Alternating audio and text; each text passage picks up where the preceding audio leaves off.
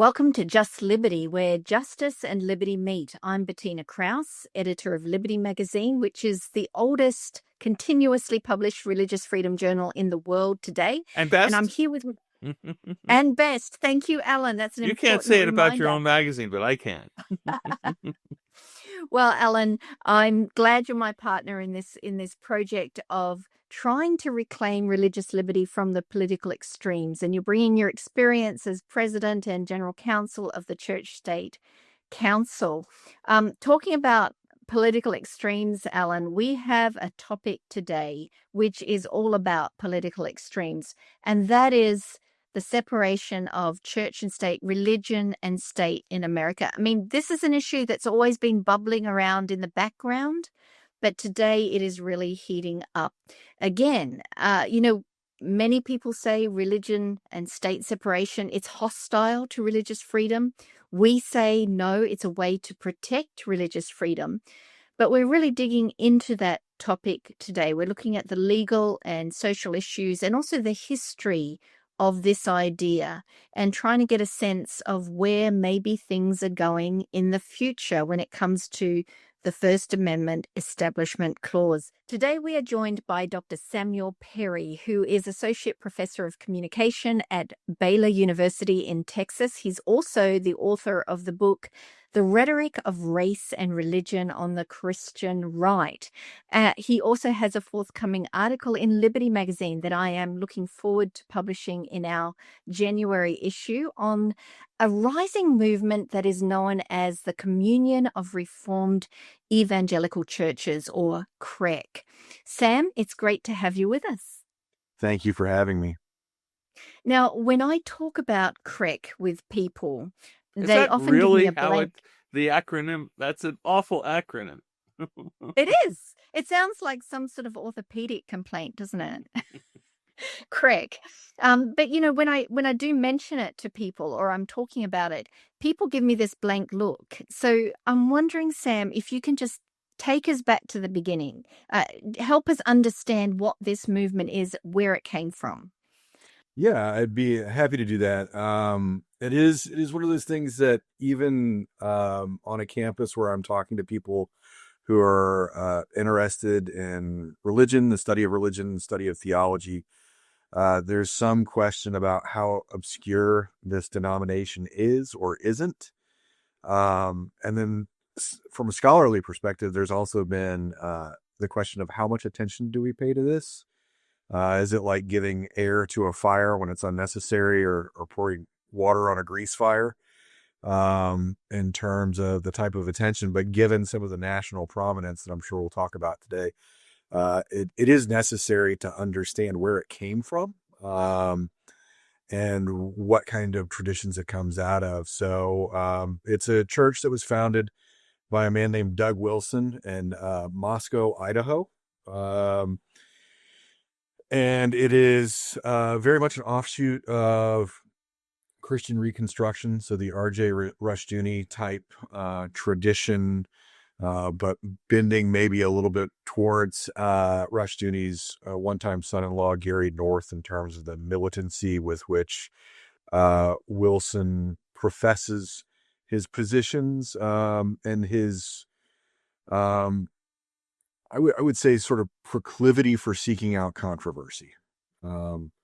Wilson is very much somebody who wants to be in the news, who has courted controversies. The CREC or CREC even has an entire part of its webpage that is devoted to controversies that the church has been a part of or that Wilson has been a part of in terms of news.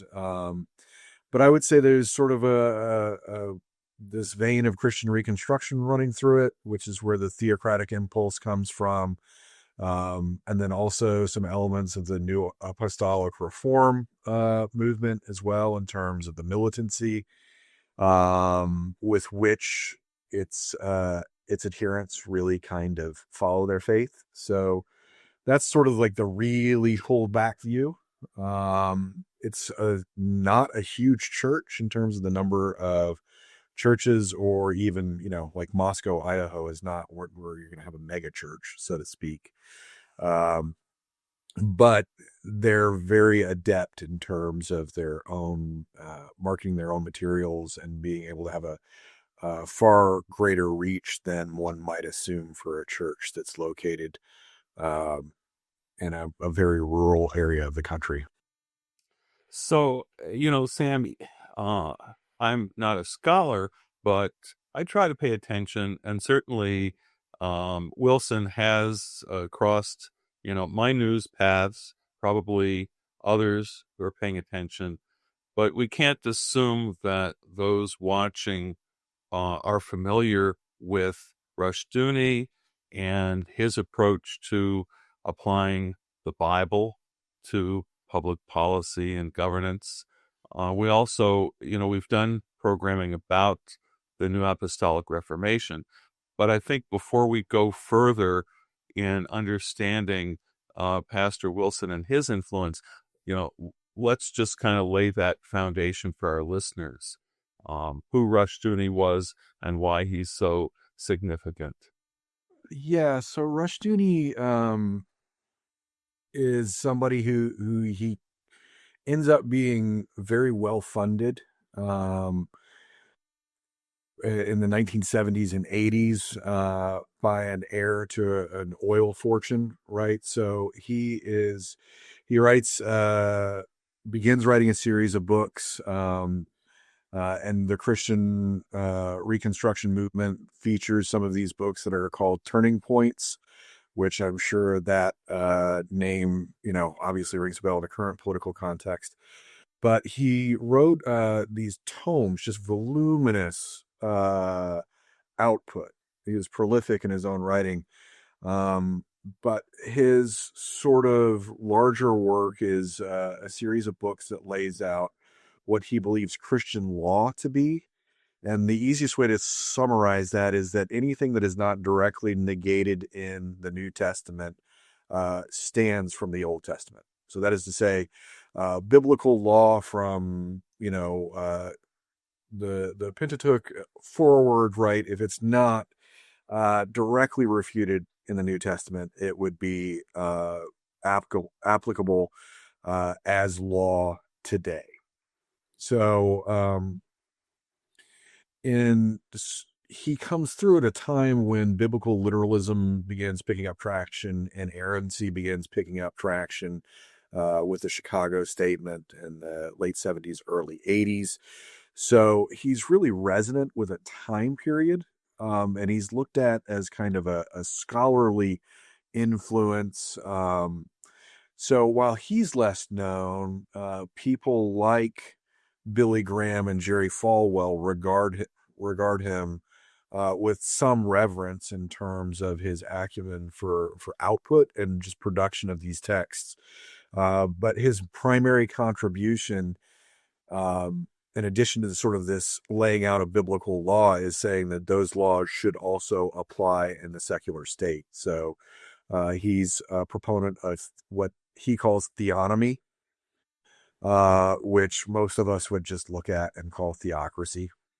So, for our Seventh-day Adventist viewers, if memory serves me, in his long list of capital offenses that he proposed, he notoriously omitted Sabbath breaking.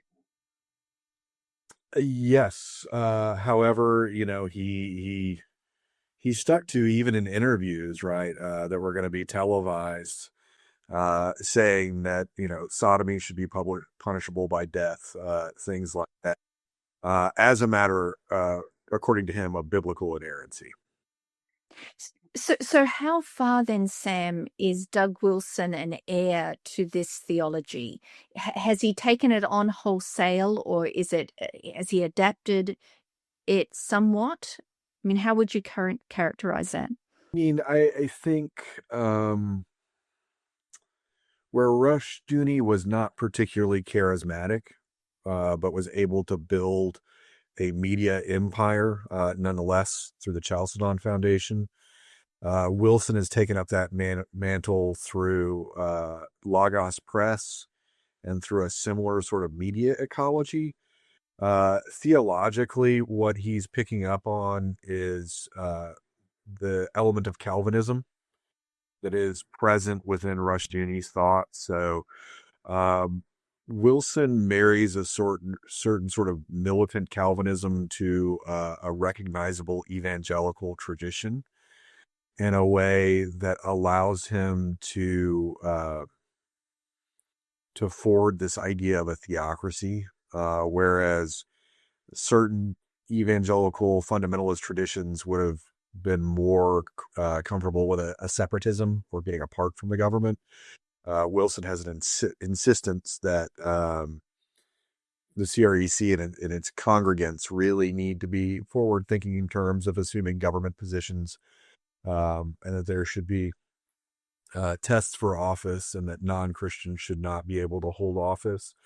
So in some ways, I think he's more militant than even Rushdoony was, but in other ways, I think he's been able to make it more his brand of this sort of radical theology, more appealing to a broader public because he is more of a charismatic speaker. He is somebody that can spin a yarn.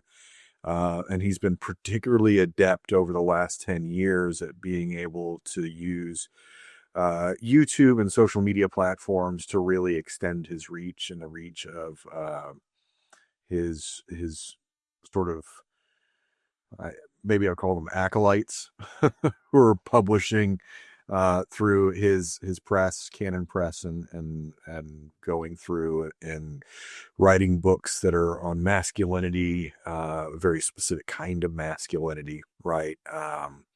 And books that are pushing this sort of theocratic approach to governance, books that regard empathy as a societal poison, things like this. So he's hit a very certain moment, and I think he's been able to kind of continually reinvent himself, where his media presence has been able to grow from the early 1990s to now. Well, and the reason that we're even having this conversation about what might be regarded as a fringe kind of movement within the larger American Christian church is because of the political influence that Pastor Wilson has had. Why don't we go there next? Right. So in terms of people who have publicly identified as a member of his denomination, you've got Pete Hegseth, who's the Secretary of Defense, obviously.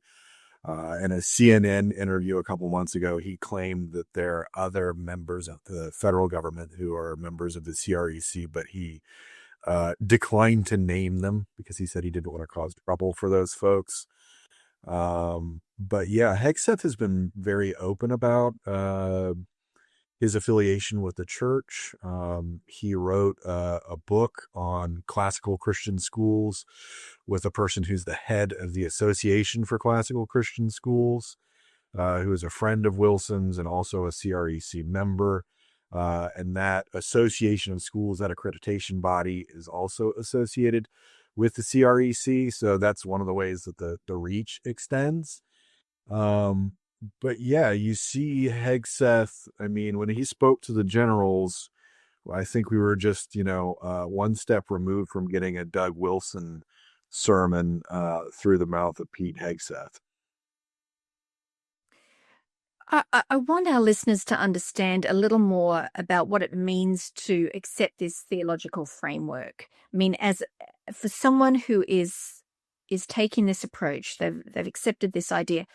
What does it mean for them as an American Christian? And I guess maybe the community of Idaho, of Moscow, Idaho itself, can probably give us a little window into what it means to be a member of this movement as well. So can you expand a bit on that? Yeah. First, Heath Drusen has done some wonderful reporting on Idaho. He's got a podcast called Extremely American. So if you're interested in this and you want to hear what it's like on the ground in Moscow, season 2 of his podcast is fantastic.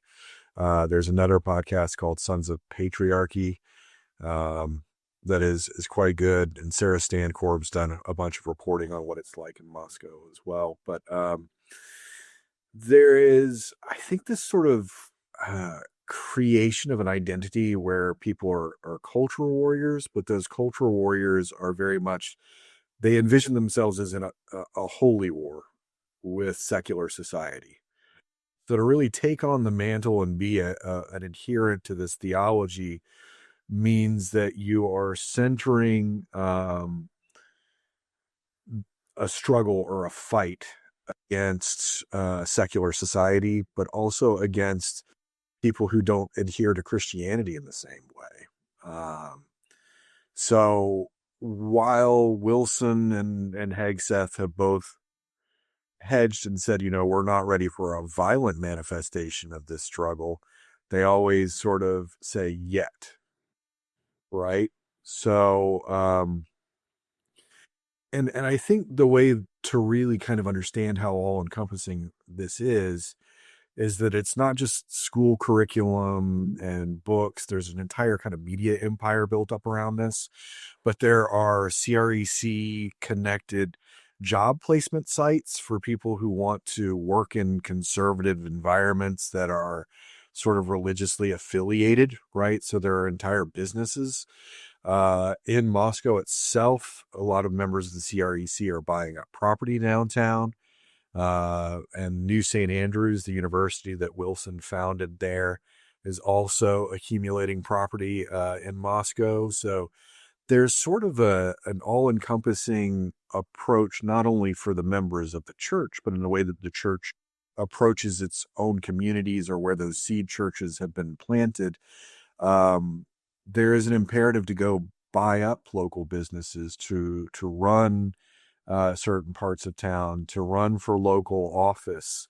And while that's not been successful in Moscow in terms of achieving election success, the blueprint is there, right? That if you're a member of the CREC, it's not just that you believe in this sort of Christianity being just for you. It's that there needs to be an infiltration of society at such a level that the CREC is manifesting itself within the exercise of government and the economy more broadly. So, I want to take this issue of kind of culture war to the theological plane for a moment, because, mainstream Christianity believes, that at least what I've always been taught and understood is the dominant approach to the gospel is an inclusive gospel, that Jesus' sacrifice, he died to offer salvation to one and all, whosoever believeth, as it were. But what I'm seeing in the modern Calvinism, and I'm not a theologian to know how authentic it is to what Calvin actually taught, but modern Calvinism seems to divide the world between us and them. And either you're with us and you're part of us, or you've been consigned to the fires of eternal burning hell. You don't count. We're at war with you. You're under demonic influence. We're going to, wage spiritual warfare, political warfare, cultural warfare, whatever. But it's very much an exclusive kind of us against them sort of theology. Is that remotely accurate? Or correct me, if I'm kind of too narrow or what have you. I think that's pretty accurate, right? There is an us against them mentality that you'll find all over CREC materials, certainly. And we talked about the NAR briefly up front. There's a similar approach there. But yeah, it is very much an approach where it is an us against them. It is a mentality that I think it's really evident when you look at the materials that promote their schools. They being the CREC schools and the classical Christian schools that they've kind of planted around. Wilson often says that he wants to create dangerous children, and that they refer to the schools as mutant. Wow. Yeah, right. So, and he refers to his schools frequently as munitions factories. right? So you're not just sending out cultural warriors, you're training people to be weapons in this sort of, in one way, it's a theological war. In one way, it's a political war. But for them, there isn't a separation between the theological and the political. So when you start talking about the media ecology for the people who have been really taken into this environment, it's so all encompassing that us and them mentality, because of the insularity of the churches and the design of those churches to be insular from secular society, that militancy, that approach to fighting the cultural war, I think leads to some of the rhetoric that we're seeing that seems so abrasive in that framing of the us-them conflict. Whereas I think, many religious communities have viewed themselves as apart from society or different from other parts of society. There is an imperative to be apart, but also to engage in ways that take over or remove elements of society that are not in alignment with their own religious views. So, and I think there are reasons why that's become more popular over the last 20 plus years. We could dive into those or not, but certainly there's a timeline kind of where this viewpoint has become more prevalent. So, Sam, you said something earlier that really caught my attention, and that was that part of Doug Wilson's approach to politics is that people who are not Christian should not hold public office.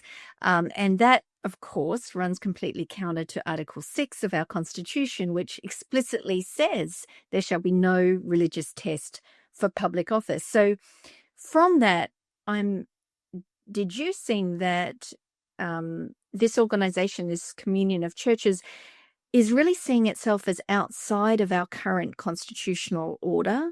Is that correct? To a degree. Okay.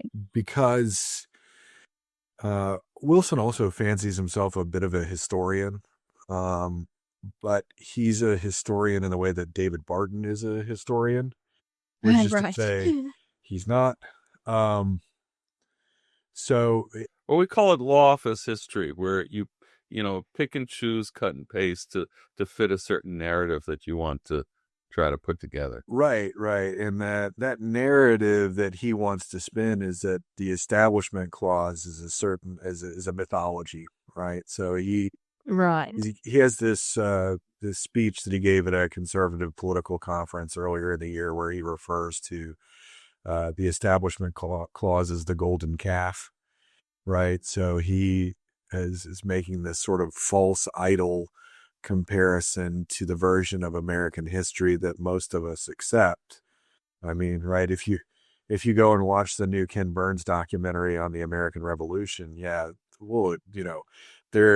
were established religions in certain areas, but there are also, even in those areas where you had state established religions, you still had Methodists and Baptists and Lutherans and people of different denominations freely practicing their religion in a way that Wilson conveniently overlooks. So I don't think that it's that he considers himself or that the church considers themselves outside of the Constitution. It's that they'd like to tell a different history of the Constitution. Right. And I think that that's actually a more difficult thing to be able to engage people in dialogue around political issues when you are telling a different narrative and creating a different historical record, because then you're not meeting at differences of political opinion or political position. You're meeting in positions of a different reality. And that makes it really hard to come back and say, as he spends these like really detailed histories where he's threading in Bible verses as well and name dropping certain political figures. It sounds good until you go back and check it, right?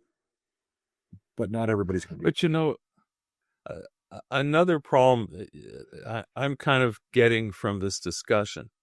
You mentioned certain beliefs about what is masculinity, about the critique of empathy, and I'm hearing these things within our culture, but I don't know where they're coming from. And I think most Americans, who are exposed to some of these ideas, on social media or wherever, it's disconnected from this sort of radical, Calvinist, Reconstructionist culture war context. So they may be packaged in such a way that they find popular appeal without understanding, because our history and our depth of where these ideas come from is just lacking. I think that's a huge problem.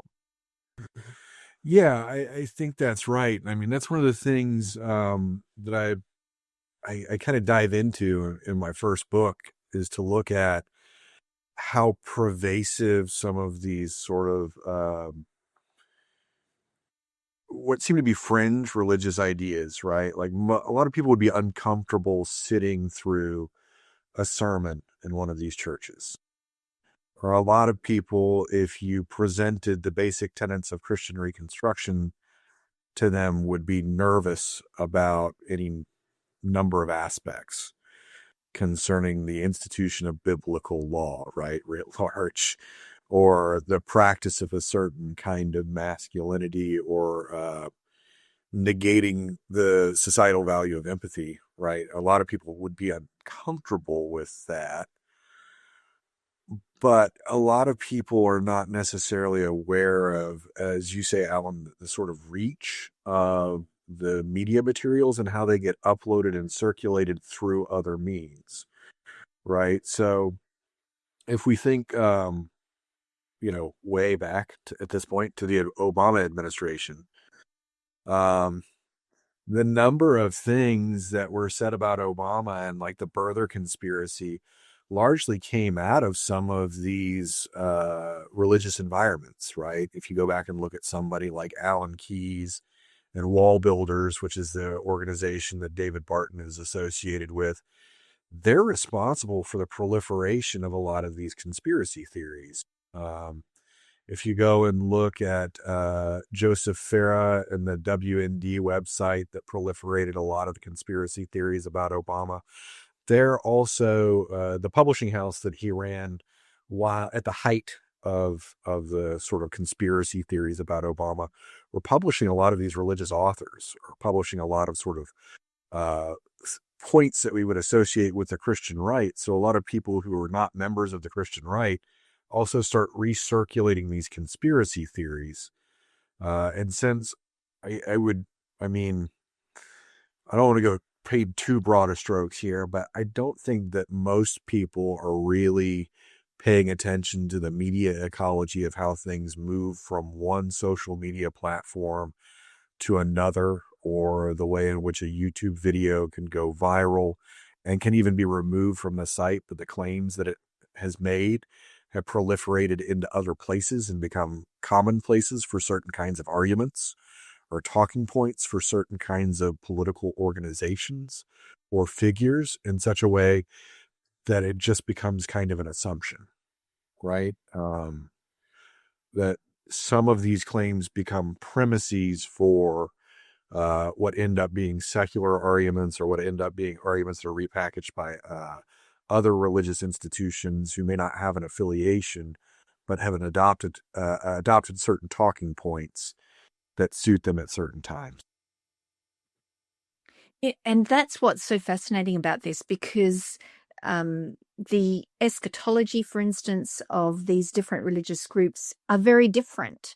And yet the ideas seem to be sort of traversing back and forth between these different groups, regardless of how different their theology is, which is a very, I mean, why are these ideas so sticky? Why are they, what is the appeal of them? As a professor of rhetoric, how do you account for why these ideas have sort of stuck? Well, first and foremost, eschatology is almost always bad politics. So, Agreed. but I think And Chuck Colson, by the way, wrote convincingly about that in one of his, I think it was his second book, Kingdoms in Conflict. He had a fictional account of a presidential decision concerning the Middle East based on eschatology and beliefs about last days. So I think the warnings have been there for evangelicals for a very long time.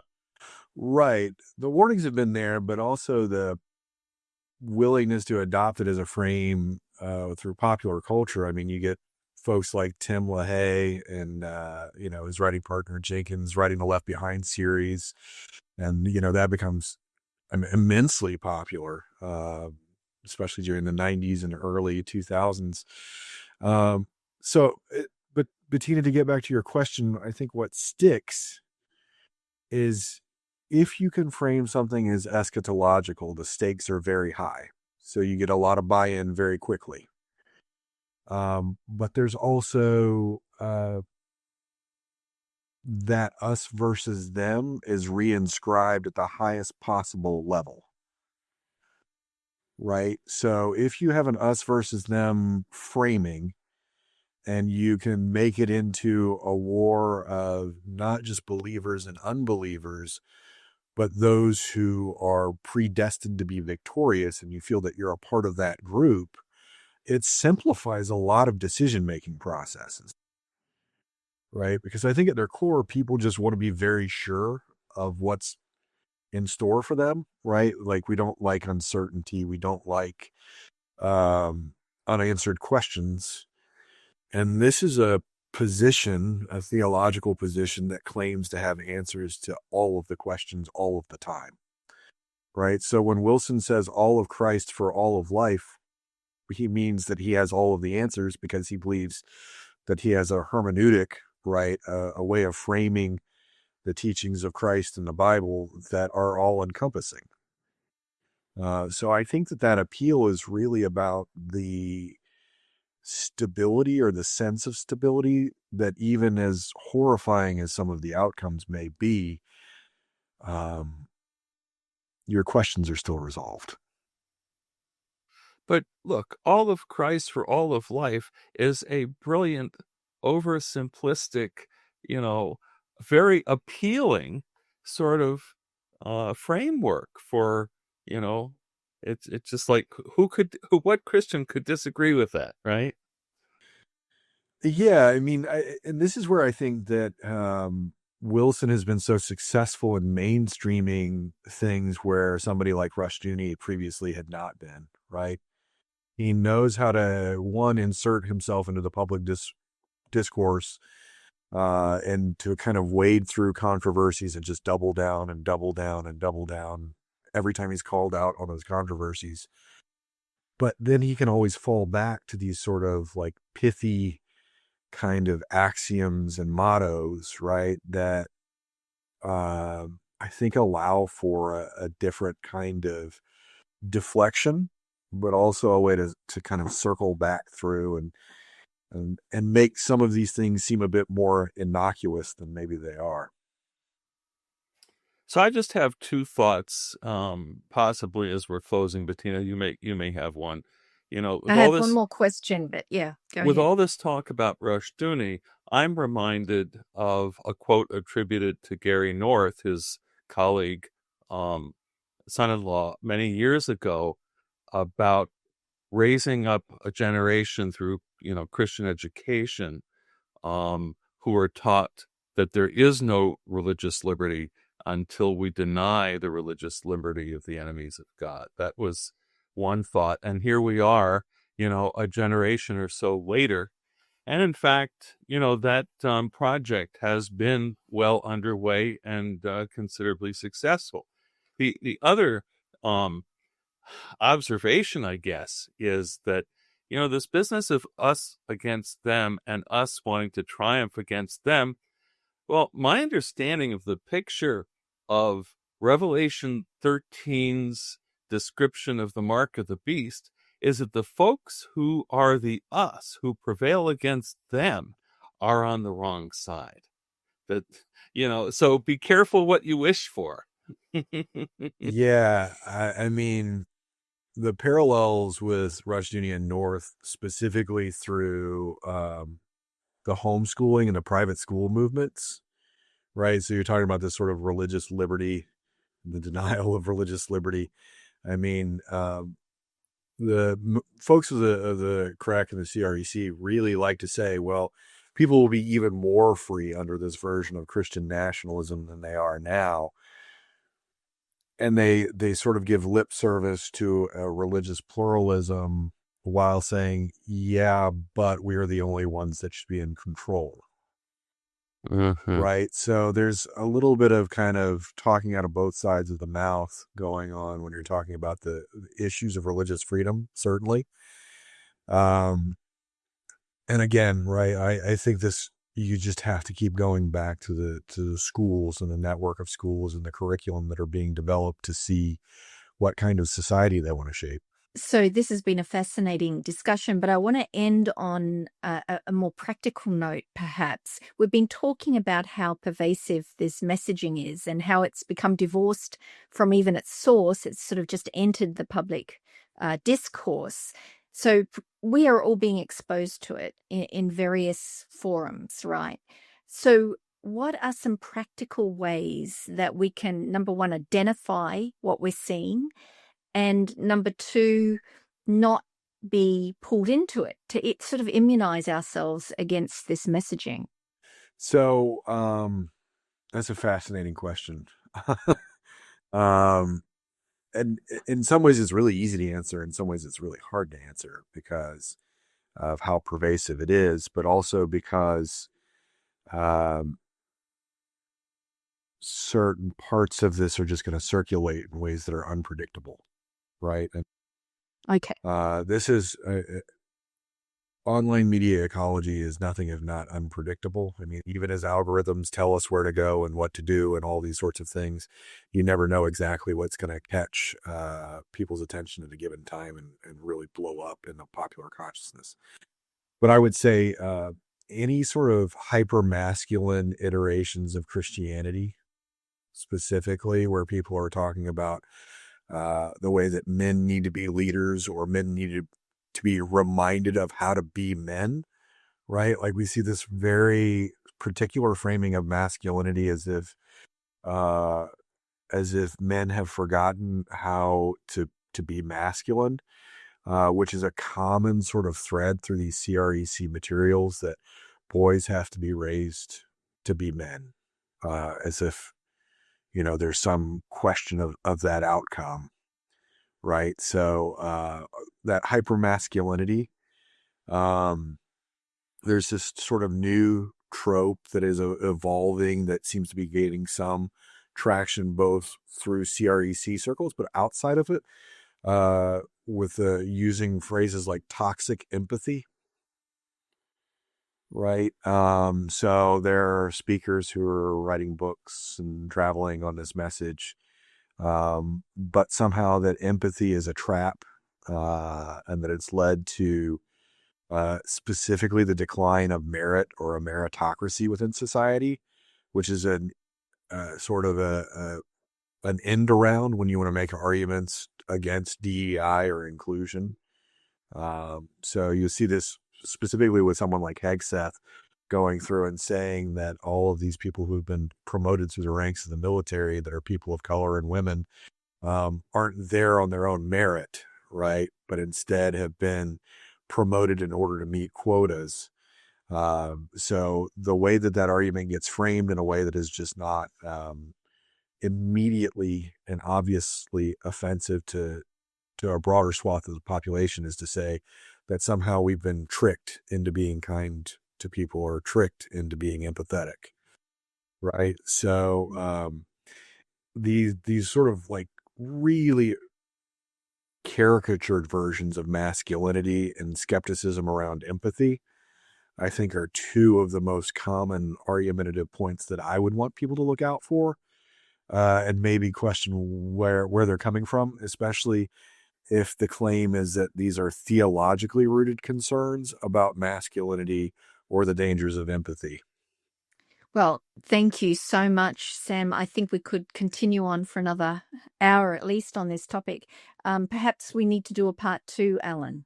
Well, I'd like to find out more about his book, The Rhetoric of Race and Religion and the Christian Right. I know. Because, the book that I've been reading lately, Freedom's Dominion, has a lot to do with race and American concepts of freedom. So those are some very interesting issues to explore as well. Okay, so there's our future episode. All right, I look forward to it. Alan, while we were talking with Sam, I kept thinking about a couple of Sundays ago when my daughter and I visited the National Cathedral in Washington, D.C.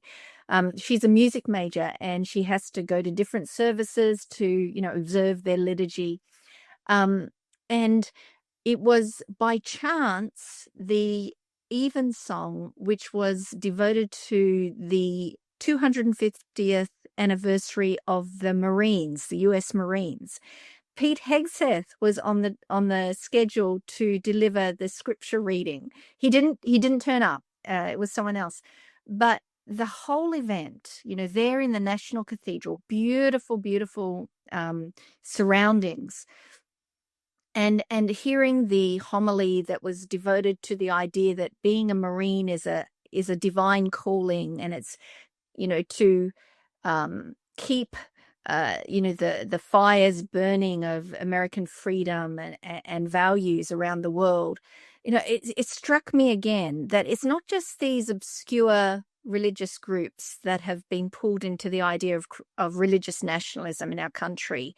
I mean, this is deeply embedded in the stories that we tell about ourselves as Americans. It's everywhere. It's in the air we breathe.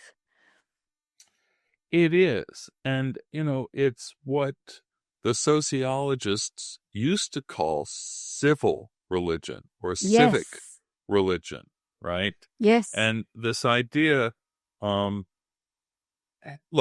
our politicians, our nation has always marshaled our faith to support the chosen policies, right? To rally us around. Ronald Reagan rallied us around, the war against the evil empire, whether it's the, in the 1950s, putting the phrase, one nation under God in the Pledge of Allegiance because we were fighting godless communism, right?